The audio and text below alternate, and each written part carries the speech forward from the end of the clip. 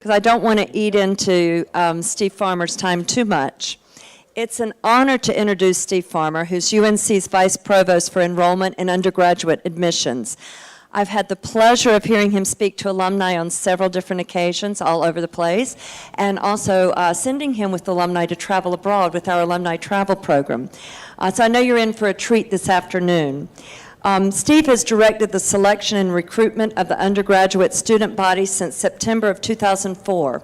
He speaks widely on admissions and enrollment-related issues across North Carolina and nationwide. Before coming to Carolina as Senior Associate Director of Admissions in 2000, he worked in admissions and taught composition at the University of Virginia. Steve was brought up in rural Virginia and holds an MA degree in English from UVA and an AB degree in English from Duke. But we've had him here at Carolina for a long time. We are so very lucky and happy to have him here with us today, so please join me in welcoming Steve to the stage. Annalise, thank you. Thanks to everyone, and Annalise, thanks for everything except telling everyone where I spent my misspent youth. If you've ever heard me talk before, you've probably heard me say this, but there's so many things to love about Carolina. And by the way, I've spent 4 times the number of years at Carolina than I did at that other place. And one of the things that I love most about Carolina is it's always willing to give a guy a second chance. You know, I'd like to say thank you to all of you all for giving me the chance to be with you today. I have had the privilege of talking with this group before, and actually once even a couple of years ago I had a chance to address the old students luncheon, which was a wonderful time. Wade Smith introduced me and we had a lot of fun. This one's not going to be as much fun because I've got a ton of statistics for you that I'm going to share with you today, and I hope I'm not overdoing it. Before I get started though, I want to introduce my colleague Barbara Polk in the back. Some of you may know Barbara. She's been in the admissions office for a while here at UNC and is a proud alumna. And if anyone is the heart and soul of admissions at the University of North Carolina, it's Barbara Polk. She means the world to all of us who work there and has changed the lives of thousands of young people. So we're lucky to have her in the office and also lucky to have her with us today. My topic is diversity at UNC then and now. And if you squint really hard, you might see yourself, because this is a page from the Yakety Yak in 1966. And if you see yourself and you don't want anyone else to know about you, don't raise your hand. Did I see a hand go up back there? Don't raise it. Because the print is too small and no one will know that it's you. You will see some other photos from the 66 Yakety Yak along the way. And if any of them is you, the best thing is just to keep a neutral expression on your face and keep your back turned to your colleagues and no one will know. Although I think they're pretty good photos, so you might be proud to claim them. You know, the word diversity gets used a lot. Maybe it gets overused. Sometimes it gets used as shorthand for one idea when the truth is, as the word itself implies, diversity means a diversity of things. And so I want to talk about diversity in a number of its different dimensions, but I'd stress before I start that there's no statistic that anyone can give you. There's no collection of statistics that will sum up the richness, the strength of the students who are here at Carolina today. They're wonderful young people. Some of them are your grandchildren. They're people you know and you love, and they're more than just the people you know and love. And you know, the remarkable thing about Carolina, in my view, and I've seen this time and time again in the years that I've been here, it's not that we have so many smart young people here. It's that we have so many smart young people here who know that they're not the smartest, and that we have so many smart young people who know that they're capable of doing together more than any of them can do alone. And it's the strength of the community here and the bonds that connect people. I hope, like the bonds that connect you here today, in my view anyway, that's what makes this place remarkable. There are a lot of schools that have a lot of smart people. There's no school that has so many smart people who love one another any better than the people here at Carolina. So there's nothing I can tell you about these students or about your classes that will do justice to who you are, but I've pulled out a lot of statistics just in an effort to give you some idea of who's here and how who's here today compares with who was here maybe when you were here. Maybe the first thing to talk about is why we're talking about diversity at all. Why does diversity matter? You know, when we talk with young people trying to recruit them to Carolina, and by the way, when we recruit people, we try to recruit them by telling them the truth. You know, we don't do anyone any good by having a young person here against his or her best interests. So we try to recruit based on what's true and good about this place, and we try to give young people every good and truthful reason to consider Carolina. But one of the good and truthful reasons we give them is that it's not what they'll find here, it's who. And yes, I know we probably should say it's whom, but it's who they find here. You know, I tell students often that the university is a rich banquet table. It's a great feast laid out before them. And the greatest part of the feast, the greater share of it, will be their classmates, the people they go to school alongside. And the more richness there is in that feast, the more choice, the more variety, the more heterogeneity, the more diversity, the more they'll enjoy the feast. And the greater the chance that they'll walk away being fully fed and nourished, and not just walk away having sampled. There's another reason, though, why diversity matters, and it has to do with the mission of this place. And the first quote here is drawn from the original charter of the university. We're here to promote the happiness of a rising generation and to fit them for an honorable discharge of the social duties of life. And then the second line is drawn from the university's mission statement, which says that we're here to teach our students to become the next generation of leaders. And this is all consistent with our identity as the first public university in this country, and still, I would argue, still the greatest and truest public university, and still the best, in some ways the last great public university. Our getting people ready to assume the duties of an important civic life, and our getting students ready to make use of the many opportunities that will come their way. That's our job. And we can't do that unless we give students the right tools. And among those tools are the skills that people develop when they work with others who don't share their perspective, who don't come from the same background, who look at the world in a different way, and who have a different idea in mind of what the good should be.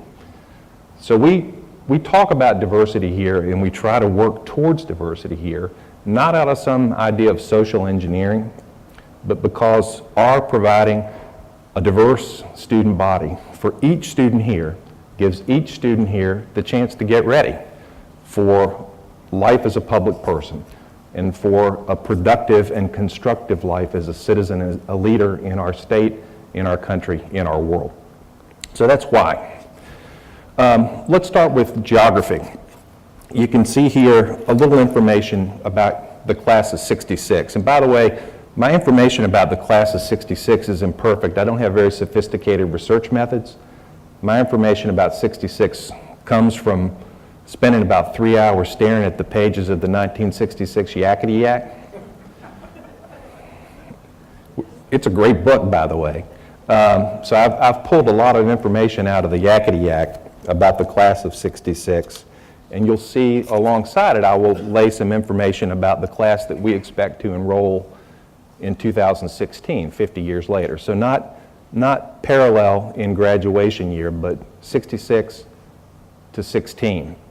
And you can see what geography was like based on what I saw in the Yakety Yak in 1966. About 1,300 total students, 75% of them from North Carolina, and of course 25% from every place else. If I had had 8 or 10 more hours, I would have looked up all the towns and figured out which counties in North Carolina they were from, and I would be able to tell you how many counties were represented, but I got lazy and I had something else to do, so I didn't do it. I was able to do that for the class of 16, though, and here's the comparison. We expect to enroll about 4,200 students this fall in the first-year class. About 83% of those students will be from North Carolina. Those North Carolinians will represent 97 different counties in our state. So more North Carolinian today than was the graduating class of 1966. And my guess is, just sort of eyeballing the towns, Probably more diverse also in terms of the number of counties represented here at Carolina in the fall. A little more about geography. Again, you see the total students from 66, and you see that about 25% of them were from outside North Carolina. There were 30 states represented, and you can see the ones that brought us the most students. I'm a native of Virginia, as Ann Louise mentioned. I was really pleased and proud to see that 4% of the first-year class that year was from Virginia, and you can see the relative shares. All of these states are from the East Coast and from the Southeast, all of them. So that's 66 geography. And here's 2016 geography. You can see the share of students from outside North Carolina drop. You can see that the number of states represented rose. We have 42 states in our entering first-year class, or at least that's what we expect. And you can see where the students came from, and you can see some additions to the list of the top producing states. So not just the Southeast and not just the Northeast and the Mid-Atlantic, but California and Texas and Colorado and Illinois. So a really great geographic representation across the United States. What about global students? It was a little tough to tell in looking at the Yakety Yak because there were 8 students in the Yakety Yak in the graduating class of 66 who had addresses outside North Carolina. Just based on what I saw, it looked like 4 or 6 of those students were the sons or the daughters of U.S. servicemen living abroad in one place or another. So if we were counting them today, we probably wouldn't call them as global students. We count global students as anyone who's neither a citizen of the United States nor a permanent resident of the United States. But there were 8 students with addresses outside North Carolina in the class of 66, representing about 0.6% of the first-year class. There were 8 countries represented in that group. In the class of 2016, the entering class of 2016, as you'll see, we expect about 2.5% of the class, or about 4 times the share, to be made up of truly global students, that is, people who were neither citizens nor permanent residents of the U.S. That share actually is pretty low among universities of this kind, and the limit on our enrollment of global students isn't interest, because we get 4,000 or 5,000 applications a year from students from across the world. The limit on global enrollment here is the limit on non-resident enrollment, the limit on out-of-state enrollment. These global students compete alongside the best students in the United States, and the competition is tough, and although the share has risen over the years, in the last 50 years, as you can see, it's still a little bit lower than the share at most of our comparable universities. And you can see where the students come from. China, Canada, India, Mexico, Nigeria, South Korea. There are 13, 14 other countries that have a student or 2 in the class each year. They're great kids, and again, they compete on a fair footing with other non-resident students to get here. Sex, or gender, I should say. You can see the class, thank you for the laugh, you can see in the class of 66, in the graduating class of 66, not quite a third of the students were women. That's a little different now. You can see that the class this year will be 60% female. You can see the photo of the young woman here. This is actually a young woman named Anne Marie Ingram from Statesville. She was the first student to pay an enrollment deposit this year. So she's actually the first official member of the entering class of 2016. And just to the other side of her, you can see a chart that shows male and female enrollment here at UNC since 1970. So in 1970, you can see, just as it was in the class of 66, the class was about 30% female, 70% female. You can see that the lines crossed and went to 50-50 about a year after the federal government implemented Title IX. A few years later, the percentages went to 60-40, and that's where they've been for the last 30 years. So people talk sometimes about a gender gap here at Carolina, and it's true we have one. We don't have an engineering school. Engineering enrollments across the country typically anymore still are 3/4, 4/5 men. But we don't have that course of study here. This share mirrors almost exactly the share among undergraduate students nationwide. Nationwide, undergraduate enrollments are 60% female, 40% male. The share is actually getting greater, or the gap is getting greater nationwide. It stayed the same at Carolina for 30 years.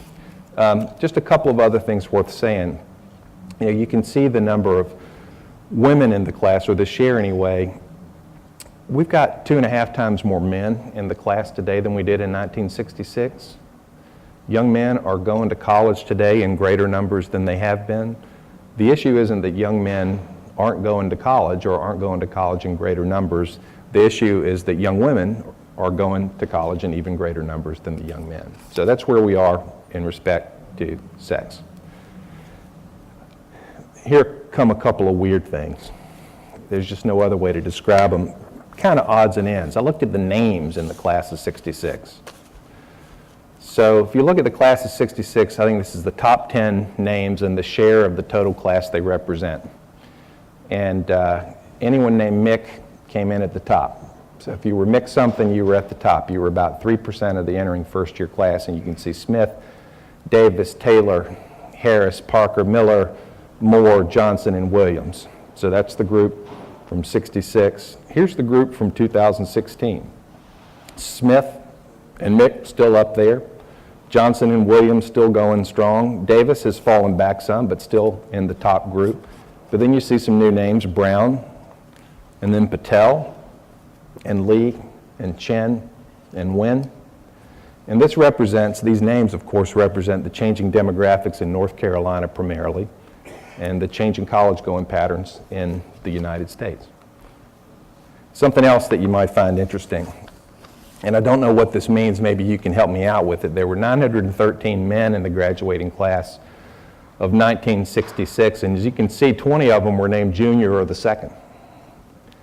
And then a bunch of others were named the third or the fourth or the fifth. So 27% of the students, of the male students in the class in 1966, had a suffix to their name. Their dads were proud of them, or proud that they were having sons, and so they named their boys accordingly. The story's a little bit different today. You can see, I think 3% of the class will be enrolling named junior or second, and only about 5% with any suffix at all. And what does that mean? I do not know. If you have suggestions, you tell me. I don't know what we dads are doing or why we're not proud of our sons anymore. Pardon me? Girls don't have suffixes. Well, there you go. But this is just the share of the men in the class. So the percentages represent just the share of the men. Now, often when we talk about diversity, people think that we're talking only about race and ethnicity. And although that's not true, because there are a lot of other things that contribute to a diverse student body, race or ethnicity is one of them, and we do pay attention to it here for a variety of reasons. As you know, the university was closed to students who weren't white for a long, long time, for much longer than it's been open to those who aren't white. And it's been important for us here over time to build a community that's welcoming to all students regardless of the color of their skin. So what these statistics show is my crude attempt looking at the yakety yak to describe the race or ethnicity of the 1966 class. So I couldn't tell who in the class was American Indian. There are several proud native names in North Carolina, Locklear, Chavis. I didn't see a Locklear or Chavis in the class.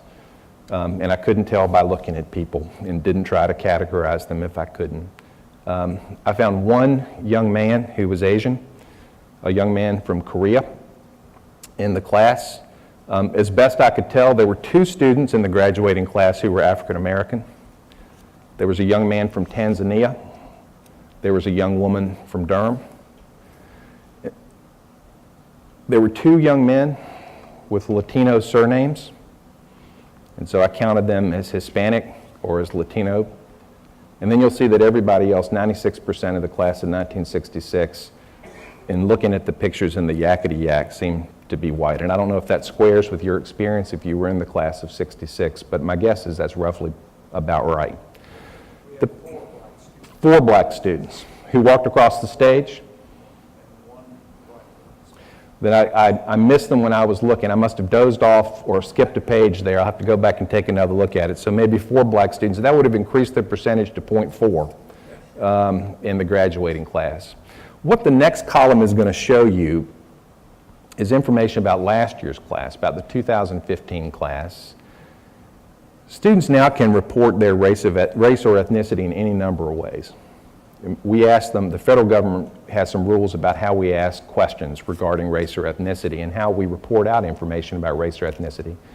And I'll talk in a minute about the reporting, but the questions specify that students can answer in any way that they want, and they can answer as many as they want.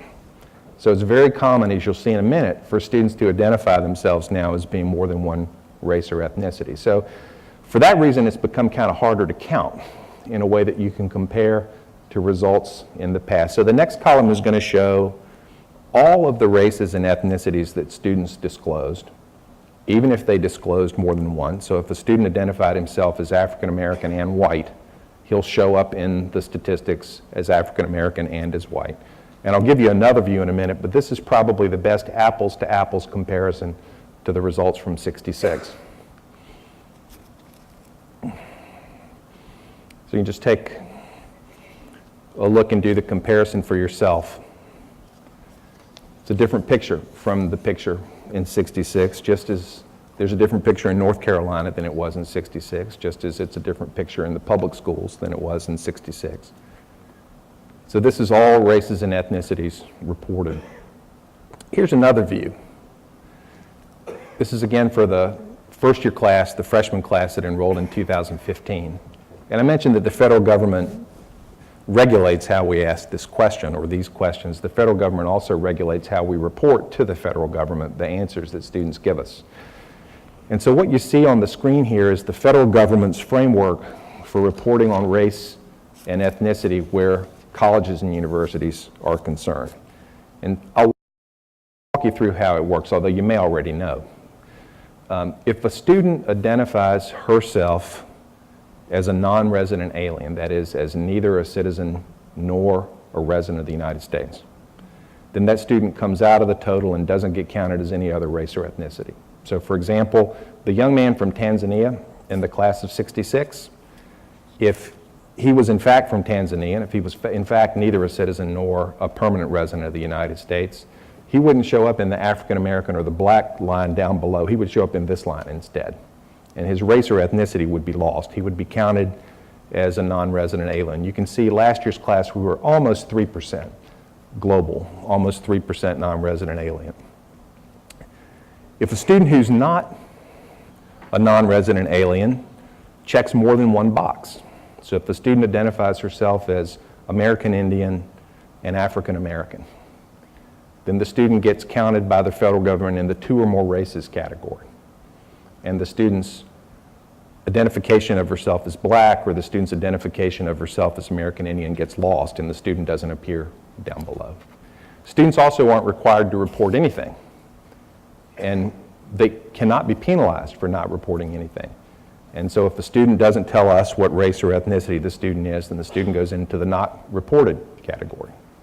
And so those students come out of the tally at the very beginning. They go into separate categories, really before you get to specific reporting of race or ethnicity. And then we ask the question, are you Hispanic or Latino? And if you check that box, then no matter what else you tell us, if you're an Afro-Caribbean person living in Brazil or living in Jamaica, you don't go into the African American box down below. You go into the Hispanic, Latino, or Latina category, and your African American identity is lost to the federal government. Only after we separate out all of the non-resident aliens, the people who call themselves 2 or more races, the people who don't report, and the people who identify themselves as Latino or Latina, only after we back out all of these students do we then go and report who said what about himself or about herself from the point of view of race or ethnicity. So that's the reporting framework here. It has the effect of underreporting students who identify themselves, for example, as African American, because many students who identify themselves as African American identify themselves as African American and something else. Or it has the effect of underreporting students who are American Indian for the same reason, or people who are Latino, actually. The helpfulness of this framework, though, is that every college and university in the United States is required to report the information in exactly the same way. And that makes it easy for colleges and universities to compare what's going on their campuses to what's going on other campuses. And you might be interested to know that last year, which is the last year for which the federal government has published statistics about colleges and universities nationwide, UNC Chapel Hill enrolled more African American students than any other top 30 university in the country. Numbers? Yes, in numbers. We were third in the share of the entire student body, but we were first in numbers. We were first in numbers in the number of American Indian students enrolling. Second or third in percentage. We're in the middle where the enrollment of Latina and Latina students are concerned. The California schools are ahead of us. There are some other schools that are ahead of us. All that's to say that when you compare us to other schools that are most like us, this is about as rich and diverse a community, racially and ethnically, as you'll find anywhere. Now, is it diverse enough for students? That's a good question, and we've had a series of conversations over the course of this year talking about the climate on campus. By the way, wonderful conversations where the students have done such a good job. They have really stepped up. They've told us what they're going through. They've told us what they hope for. They've done it in as respectful a way as you can imagine, by and large, in conversations around the table. I promise you, you would love these kids. In the midst of some of the most challenging conversations that any school will have anywhere, our kids have been as loving, as decent, and as respectful as I think anyone could hope for. Now, that's not to say they haven't made a misstep a time or two. And it's not to say that sometimes they haven't quite understood some of the limitations that the university faces, but the goodness of these students, their reasonableness, and their love for the university and for one another has come through time and time again. And actually, I think one of the reasons that's the case is because our students actually know that we're doing better than just about any other place in the country where this set of issues is concerned. So we do pay attention, careful attention to race and ethnicity. We want to have a kind of community here where every young person can feel completely confident that she can be herself and that he can be himself without having to bear the burden of being expected to be the exemplar or the only representative of a particular race or ethnicity. And again, could we do better? Probably. Are we doing about as well as anybody, better than almost anybody? Yes, we are. A lot of other strange statistics that might interest you.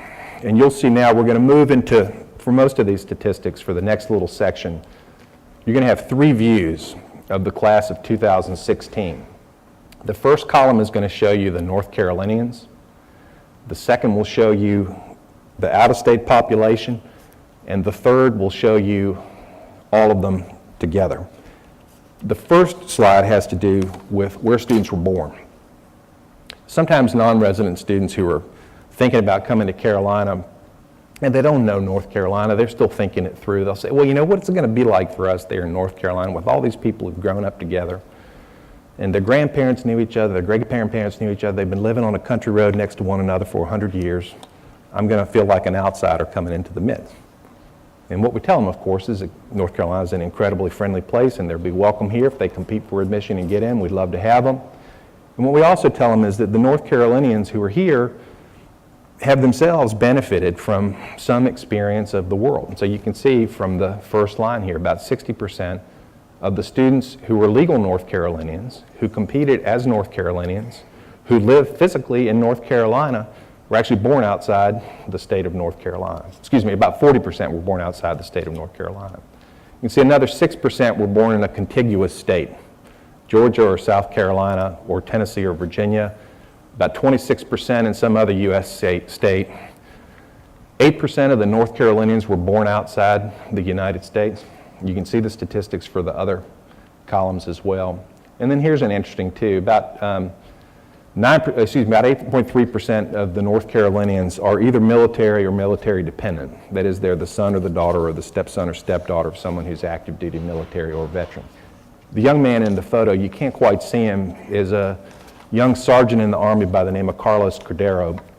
And some of you may know this young man's story. In fact, I was talking to him this morning. He was in our office saying goodbye because Carlos is getting ready to graduate from Carolina, having done a beautiful job here. He came to Carolina after 12 or 13 years in the Army. He enlisted right after 9/11 because he wanted to serve his country. He excelled, was wounded, and earned a Purple Heart and other decorations. He achieved the rank of sergeant, and he was identified by the Army as an enlisted person who would make a good officer. And so we enrolled him as a student at Carolina. He will be commissioned tomorrow morning at 10 a.m. as a second lieutenant in the United States Army. He and his wife and their young son and the baby who's about to come will ship off for Italy. And Carlos is someone we will hear about. He is just the nicest, most decent, smartest guy in the world. And it's not often we've got a 32 or 30-year-old gentleman commissioning as a second lieutenant and walking across the field here on graduation, but he'll be here and his wife and his little boy will be in the stands. Some information about languages. You can see the share of the students whose first language is English at the top, and then you can see the second languages. And then at the bottom, this is a really interesting statistic to me, the number of students in the first year class who tell us that they're fluent in more than one language. So you can see overall about 29% of the entering first year class fluent in another language, even though 90% of them are native speakers of English. The young man in the picture there is a young man named Rodrigo Bustamante. Rodrigo just won a Moorhead Kane Scholarship. In fact, I had the privilege of interviewing him for his Moorhead when he came to campus. He is an incredible young man, native speaker of Spanish, has excelled at every step along the way in his life. He has done some incredible things in Miami, where he's from. He was chosen by UNICEF, actually, to be part of a delegation to greet the Pope when the Pope visited Miami. That's the kind of stature he has in his community, and he's going to be a proud Tar Heel, and he's one of the students who shows up in the bottom line there. Thought you might be interested in family size for the class of 2016. So you can see the share of our student body who are only kids, about 10%. I don't know what the statistic nationwide is, but that seemed a little high to me. Made me wonder if maybe we've got a lot of students whose parents have been pouring all their attention and affection into them for 18 years, grooming them to come to Carolina. But you can also see we have some larger families as well. It's really interesting. In the larger families, in families where there are 3 or more total children, babies in the family outnumber oldest children in the family 2 to 1. Now, being the baby in a family, I think that's a pretty good statistic. And I think it's because babies in the family just have a kind of natural savoir-faire and charm that their older siblings don't have. There might be some older siblings out there who are taking some credit for the success of their younger siblings, but we're going to have a lot of babies in this class. In the photos down below, you can see actually 2 interesting stories. The Kelly brothers on the left, who are varsity lacrosse players here from Lutherville, Maryland. One's a senior, the other's a first-year student. And then on the right-hand side, you can see the Adamola triplets, who graduated a couple years ago from Raleigh, who did really remarkable things while they were with us. So we have students who know what it means to live in families. I know I'm giving you a lot. I'm sorry. I've got a few more to go. If you're willing to hang in there with me for just a little bit, I thought you might be interested in knowing what family life is like for our kids and what their parental situation is like. So here's some information about their parental status. And you can see most of our kids grow up in households where 2 parents are married and living with their children, 78%. 16% of our kids grew up in families where the parents were divorced or separated. About 4% almost are the children of parents who never married. And this is a sad statistic, but of course real life intrudes on our children just as it intrudes on all of us. About 2% of the entering first year class this year will have grown up in households where at least one parent has passed away. Some information about the education of parents. You can see here about 83% of the students who will be enrolling in the fall have parents who hold a bachelor's degree, at least one parent who holds a bachelor's degree. And of course that means that about 17% of our kids come from a household where neither parent holds a bachelor's degree. And 17% sounds like a low figure, but for a university of this kind, it's an extraordinarily high figure. It's about double the percentage that you'll find at most of the top 30 universities to which we're normally compared. And especially if you get outside of California, there aren't a lot of other schools of this caliber that enroll so many first-generation kids. And that's partly That's partly because of the demographics of North Carolina, but it's also because when we evaluate candidates, we know that we have to assess not only the credentials that students bring to us, the numbers that they bring, the test scores, the GPAs, all the things that they've done. We know that we need to pay attention to those things, but we also know that if we don't pay attention to the context in which those students achieve those credentials, we're not really evaluating people fairly, and we're missing a lot of talent. And so we try as best we can when we read young people who come from households where neither parent had the benefit of an education to pay attention to all the ways in which a child had to scratch and claw, and to what scratching and clawing says about that student's ability to succeed here, really to thrive here, and also what it says about that student's capacity to make a difference in the lives of others here. There's a friend of mine who has gone on from Carolina, has had a wonderful career. She told me a story not too long ago about her first semester here at Carolina. Long ago, when she was living, she was a student from out of state, had gone to an independent school, had the benefit of a lot of advantages, and her first year roommate was a young woman from Hertford County, North Carolina, whose parents I don't think had graduated from high school. And they ended up becoming fast friends. They ended up teaching each other a lot. And I don't think my friend would trade the experience of living with someone that different from her from anything else in the world. So there are ways in which people who've had to scratch and claw, have had to do things in a bit of a different way, improve the education of everyone here, not just their roommates, but of others. That's one of the reasons why the share is where you see it. About 18% of our kids come from households where one or both parents attended Carolina, either as undergrads or as grad students, and that's a pretty high percentage. The percentage from non-resident students is 18% now. That's much higher than it was 5-6 years ago. We've tried really hard over the last few years to cultivate interest among the sons and daughters of alumni and to pay attention to them when they apply for admission. They still have to compete. It's still reasonably hard to get in, but we're pleased that the numbers have increased. And by the way, that guy in the boater has nothing to do with any of this. I just threw him in there in case he's one of you all and someone wanted to claim the vote. Actually, I'd like to meet that fellow if he's here today. Thought you might be a little interested in parent occupations. And you know, there are the usual suspects here. 21% of our kids come from households where at least one parent is a business executive or a business owner. But 7%, the second highest total, have a parent who's a teacher or a school administrator. And the third highest total is a full-time homemaker. And if you look down at the next page, and these are about the top 18 totals, look at what else shows up here. Business clerk, skilled trades, military service, unskilled laborer. We've got a lot of variety in the households. Here's some information about family income. And you can see this is from low to high. And you can see a significant share of our student body comes from households that are pretty well resourced, depending on how you define well resourced. But 250,000 or above, we've got about 18% of the entering class. Is that stat from today? Pardon me? That one stat there about family income, is that today? This is from a survey that we administered to students. So this is not this year's entering class, this is last year's entering class. But it's a current statistic, I would say. And you can see the share with low incomes.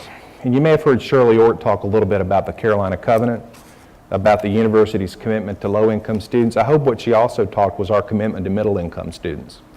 Because it's not just low-income students who benefit from financial assistance here at Carolina, it's students in the broad middle. It's the sons and the daughters of the teachers and the clergy and the firefighters and the other folks who keep us safe and who provide for our children and grandchildren. We're able to help those students too because of the generous program of financial aid we have. Back to students, away from parents, back to students.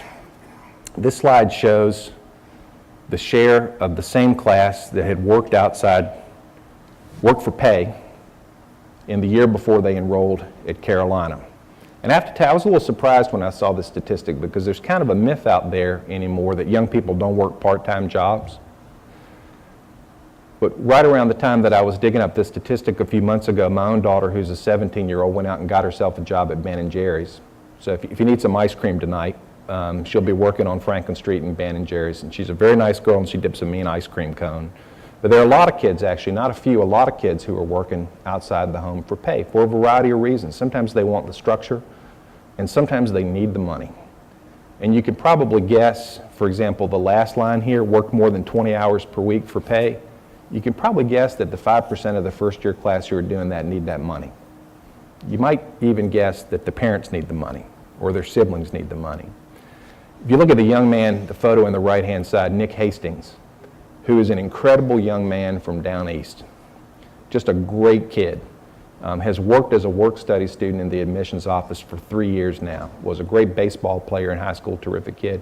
I think Nick worked about 30 hours a week at Wendy's when he was in high school because his mom, who was a single parent, needed the money, and because he had younger siblings he was trying to support. And if you look at the young man on the left there, Daniel Adams, whose dad Travis is actually in the photo behind him. Daniel graduated a couple years ago, but his dad is a sweet potato farmer in Johnston County. And so you know that young man had worked. And it's even worse than that, because the year before he came to Carolina, it was a terrible spring, maybe not too much unlike this one, where it rained a lot and all of the sweet potatoes rotted.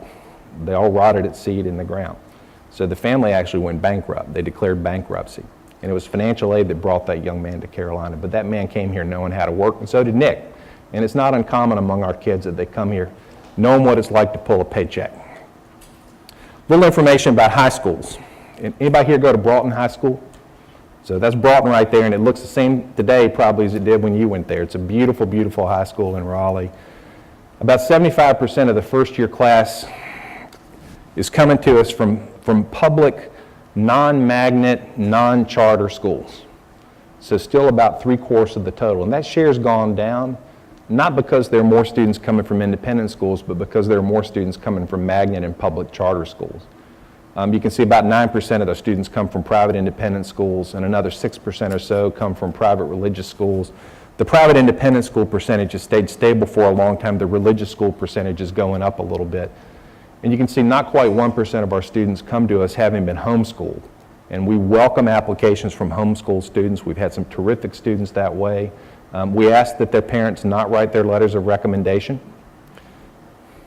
which is a joke, but not exactly. It's hard to be objective about somebody you're related to by blood. But we've had great luck with homeschooled students, and they compete fairly with everybody else here. Little information about college admissions. So in the first year class, about 3/4 of them tell us that they were accepted to their first choice college. Now, if you read anything about college admissions, or if anybody comes up to you and asks you about college admissions, the subtext or the sub-message is nobody ever gets in anywhere. I mean, have you had any experience of that? You read the stories in the paper, it's all about how hard it's become and how nobody gets in anywhere. And if you believe the stories honestly, I mean, there's no student at any college or university in the country. You know, every college campus is just a ghost town. You know, there are tumbleweeds rolling down the quad, maybe a couple of old professors looking out the window, you know, wondering where all the people went. That's not true. It feels that way to students. Students feel like they have to compete harder to get in, but the truth of it is, at least for students who get in here, most of them get into their first choice school, and most of them attend their first choice school. And lucky for us, for most of our students, Carolina is their first choice school. About 2/3 of the students we enrolled said that they had us at the top of our list, and another 21% said we were second. If you look at these little photos down here, and I'm sorry they're silly, but I had to bring them. You know, we do all kinds of silly things with kids to try to take the pressure off. We do some non-silly things with them too. We tell them not to worry too much about taking AP everything, because our research on campus has shown that students don't need to take AP everything in order to be a good student at Carolina. We ask them to concentrate on things that they enjoy doing rather on things that they think will make themselves look good to us, because we want people who do things because they want to and not because they're trying to please us, because someday they're going to have to make decisions for themselves and not for us. And then, of course, we also do silly things with them. So when we admitted a bunch of students this year, we had a little competition with them. And I know you guys know about selfies. I actually don't. But you're more with it than I am. So kids take selfies of themselves all the time. So we sent them a little selfie frame, and we said, send us your selfie And the little selfie says, "I'm in" at UNC. So you can see the young man on the right was really, really happy and stuck his head in that frame. And what I admire about him is that he was willing to share that photo with anybody else. It shows what a courageous young man he is and what a great sense of self he has. I like the guy in the middle, too, who did some Photoshop work and superimposed himself on Ramses there, a little ram, and made himself into a postcard in front of the old well. And then you can't really see it, but all the way on the left there is a group of kids from Smoky Mountain High School out in the western part of the state. We had 8 or 10 kids who applied and got in, and so they decided, they were so happy they had all gotten in, they didn't want to take a selfie, they wanted to take an Ussie. So they put a big frame around themselves and sent that to us. So listen, here's the point.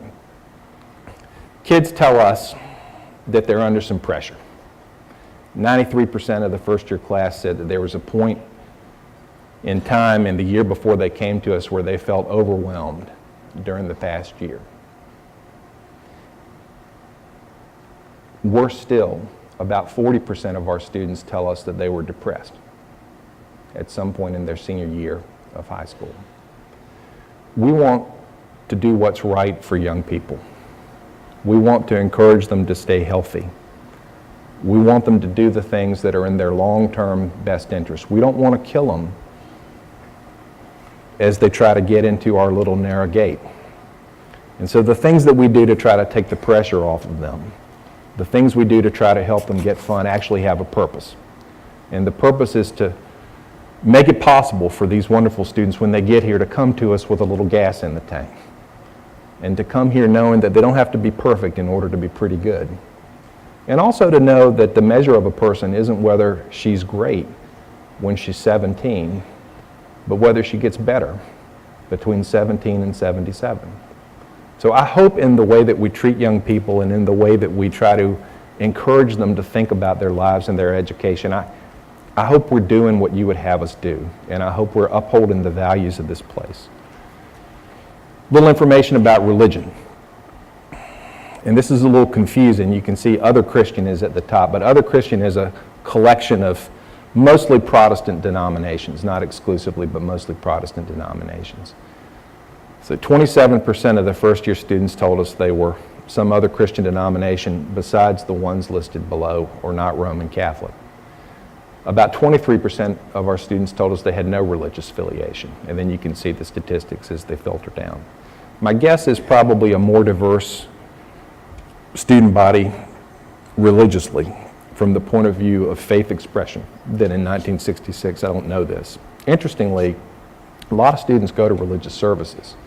So we asked them in the survey how many of them had been to a religious service frequently or occasionally during the senior year, and you can see the statistics there.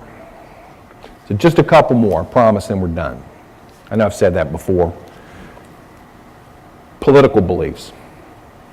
You know, Chapel Hill has a certain reputation, but when you actually ask students what they think, you get a much more nuanced and mixed view. It's a much more diverse student body from the point of view of political thinking. And most of the students, as you would expect, identify themselves as middle of the road.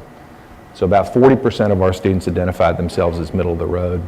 About a third leaned to the left. They described themselves as liberal. About 25% described themselves as conservative. Only a very small share described themselves as far left or far right. Mainly, I think, a middle of the road campus and good diversity, I think, among the political beliefs of our students. Not as much diversity of what they want to do once they leave here. About a quarter of the kids who come in want to be doctors or dentists. And then you can see the share want to be business executives or other health professionals. We're trying to do more with students early on to engage those who want to be physicians, to help them understand early on that if it doesn't work out for them to be a physician, it doesn't mean they failed. Most of us have had the experience of taking the first chemistry class and then no longer being pre-med. We've been through it. When you're going through it for the first time, especially nowadays, students can feel like it's the end of the world. So we're trying to do some things to help them understand that there are many, many things a smart person can do, not just one thing only. This is interesting to me. The survey asked students what's essential or very important to them in their lives, what's critical for them in their future. And you can see what's at the top of the list. helping others who are in difficulty. About 4/5 of our students tell us that's essential or very important to them. Now, they list other things, being very well off financially. But look at how many things here have to do with the human part of their lives, as opposed to, for example, the vocational part of their lives. Helping others who are in difficulty, raising family, improving their understanding of other cultures or other parts of the world. These are questing people who want to make the most of their time here and who want to go on and do great things.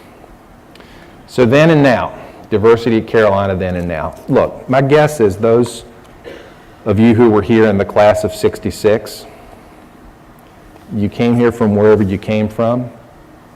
You came here believing what you believed and knowing what you knew, and you found somebody here who didn't exactly see things the way that you saw it. Maybe you became friends with that person. Maybe that person changed your life. Or maybe you changed that person's life. So the good news about all of this is that despite the differences between then and now, if that was your then, that is still the now for our students. Our students come here and they get thrown in with good and good-hearted people who want to understand them, who want to learn from them, and who want to do together what none of them can do apart. And so despite the differences between then and now, I hope that's one thing that holds us together. And I hope that's one thing that was true for you that you still see true today when you talk with our students. Thanks very much for your time. I'm glad to answer any questions that you have. And thank you for hanging in there with me for so long. The mic on? Good. I'll take this one right here. Thank you. Thank you for your presentation, and I'm impressed with your philosophy towards college admissions. I'm wondering, who determines the criteria for admissions? We've had some problems about admissions over the last decade or so. And does it apply to both the in and the out-of-state students? The same criteria in enrolling students, admitting students? Thank you for the question, and it's a wonderful one. The trustees of the university have established a policy on admissions that requires that admission be competitive and that in effect requires that we consider the whole person and not just one or two numbers. There's also a faculty group called the Advisory Committee on Undergraduate Admissions that's chaired by the college, you saw Kevin here, by the Dean of the College of Arts and Sciences or by the Dean's designee. And that group puts policies and procedures in place and evaluates admissions criteria and in effect advises the admissions office about what we ought to take into account. We do a lot of research in our office. We're really fortunate. We have a full-time staff researcher who's a Carolina alumna and a great, great person. Jen Kretschmar is her name. And under Barbara's leadership, because Barbara leads evaluation in our office, we've been able to study a lot of criteria that other schools use to see whether they predict success here or to what extent they predict success here. Some of them are predictive, some of them aren't. Anyone who evaluates students for admission, I think, has to admit at the beginning that he's seeing through a glass darkly. There's no way to, with any precision at all, take the full measure of a person or to predict what a person will do or not do. We're making educated guesses about young people and about their success or their capacity to succeed. We've had pretty good luck over time. I don't know if you talked about graduation rates with Shirley and with Kevin and with Mr. McMahon and with Ron Strauss, but about 92% of the students who start with us as first-year students will graduate from the university. And as I heard Ron saying as I was walking into the room, students work. My own son is a first-year student at Carolina. He finished his last exam today, and I promise you he has worked. And our son went to Chapel Hill High School, which is one of the better public high schools you'll find anywhere, and had the benefit of wonderful teachers. And he has worked here. So there's no place for young people to hide here. They have to be able to work at a pretty high level, and most of them succeed. But when we're evaluating them for admission, We want to make sure that that they have the greatest chance possible of succeeding. We want to make good bets on young people. And then we also want to pay attention to all the other things that they can contribute over the course of their time here. There was one question here. Well, thank you for mentioning Needham Broughton. I think I'm one of the only 2 people here that graduated from there in Raleigh. My question goes to process. 50 years ago, you just submitted an application. They gave you a yes or no. You didn't write any papers. It was cut and dry. Now, what does a student have to do? And then when that hits your office, either in a computer or on paper, what do y'all do? It's a great question. Thank you. Students give us a lot of information about themselves. They fill out an application online. They tell us about themselves. They tell us about their parents. They tell us about their school. They tell us what they're going to take in their senior year. They tell us what they've done outside the classroom. They tell us if they've held a job. They tell us if they've gotten into trouble. And then they do write a couple of essays for us. We ask them to write 2 fairly short essays, and we also give them an opportunity to write a third if they want to tell us something about themselves that isn't covered elsewhere. They get 2 people to write on their behalf, generally the college counselor or the guidance counselor at the school and a teacher. Many students submit more than 2 letters of recommendation. They send their transcripts, they send test scores, and all that stuff comes in and it all gets matched up by a computer.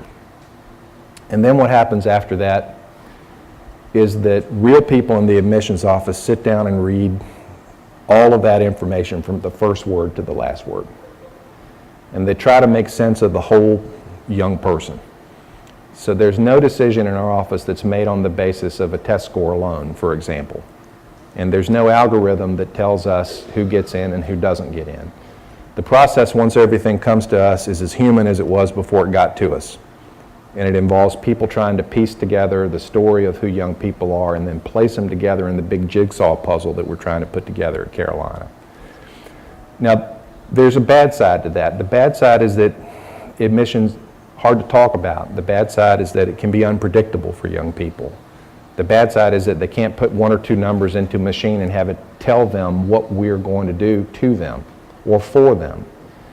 The good side of it, I think, is that you can count on a real person being on the other side of all your work. If you're a student applying to Carolina, you know that there's going to be somebody sitting down in a real building with real colleagues, with a real voice, and with a real heart, paying attention to all the things that you have taken the risk of sharing with us. And again, after that, as I've said, we try to piece people into the puzzle that we're putting together. We're really out of time, so if there are no more questions, I want to thank you again. Thank you all very much. being with Have a great us. rest of your weekend. Our next session